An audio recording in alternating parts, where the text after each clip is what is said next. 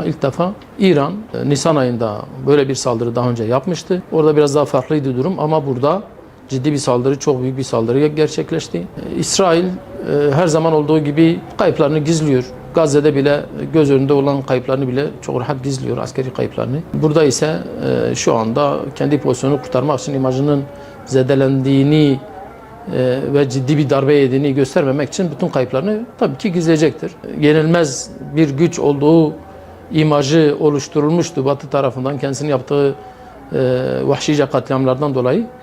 Fakat bu eylem onun o imajını tekrar yerle bir etti ve bütün Müslümanların yüreğine su serpecek bir gelişme oldu. Neticede bu olay bütün Müslümanların sevindiği, Gazze'lilerin bir yıl aradan sonra yüzlerinin güldüğü güzel bir girişim oldu. İran'ın bu yaptığının diğer İslam ülkelerine de örnek olmasını diliyoruz. Neticede birçok İslam ülkesi şu anda İsrail ile çok ciddi bir ilişki içerisindeler. Ticari ilişkileri devam ediyor. Bu diplomatik ve ticari ilişkileriyle İsrail ayakta kalıyor. İsrail bu son saldırılarında ve yaptıkları tehditlerde de bütün dünya için bir tehdit olduğunu göstermiştir. Özellikle de Türkiye'nin dikkat etmesi lazım. Cumhurbaşkanı da Lübnan'dan sonra sıranın Türkiye'ye geleceğine dair işaretler olduğunu söylüyor. Doğru söylüyor. Biz başından beri söylüyoruz. İsrail'in şu anda belirlediği kendisine ait bir sınırı yok. Yani Birleşmiş Milletler'e de bildirdiği kendi sınırları yok.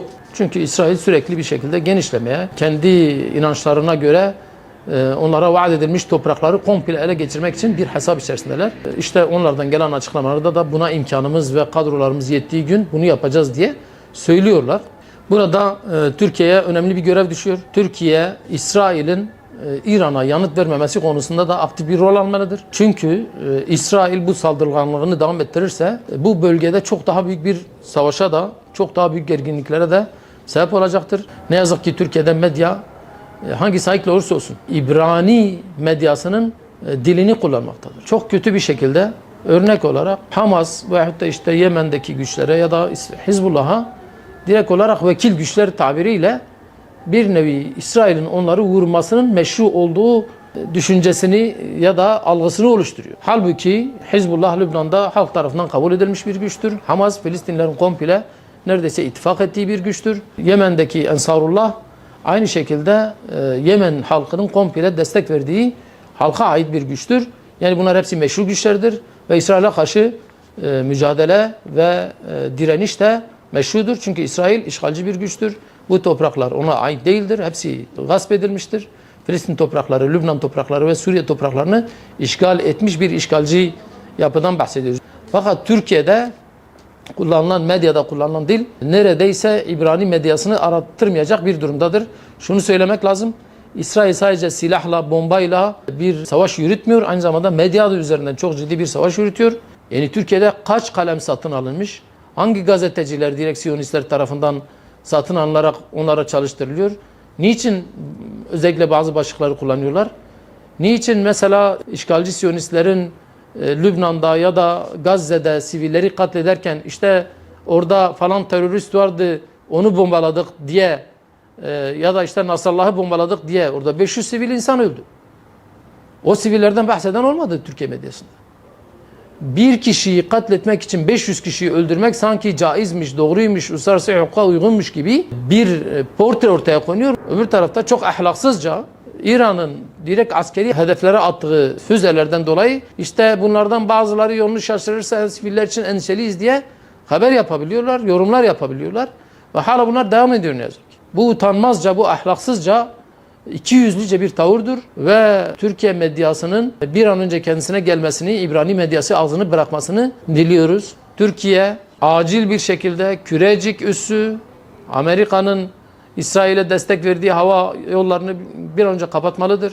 Kürecik üssü ile ilgili ciddi iddialar vardır, endişeler vardır. Türkiye'nin NATO sekreterliğini yapmış emekli general söylüyor ki Kürecik'ten bilgiler direkt olarak İsrail'e bir şekilde ulaşıyor. 5,5 dakika içerisinde füzeler imha ediliyor diye işte televizyonlarda yapmış olduğu açıklamalar var.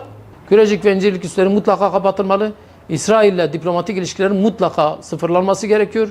Ticaret bir şekilde devam ettiğine dair ciddi iddialar var.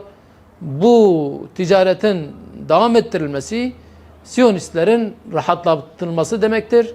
Bu Filistin halkına ihanettir. Filistin halkının yaşadıklarını görmemektir. Bu İsrail'in yaptığı suçlara ortak olmaktır. Her kim buradan şahsi çıkar hesabı içerisindeyse bundan bir an önce vazgeçmelidir. Bu ticareti mutlaka kesmelidir. Uzun süredir dillendiriliyor. Azerbaycan Türkiye üzerinden İsrail'e yakıt göndermektedir, petrol göndermektedir. Uluslararası anlaşmalar olabilir, başka şeyler olabilir. Fakat bu uçakların yakıtı Türkiye üzerinden gidiyorsa, Türkiye buraya aracılık yapıyorsa herkesin oturup bir daha düşünmesi lazım. O zaman İsrail'e karşı İsrail'i nasıl durduracağız? İsrail nasıl duracak?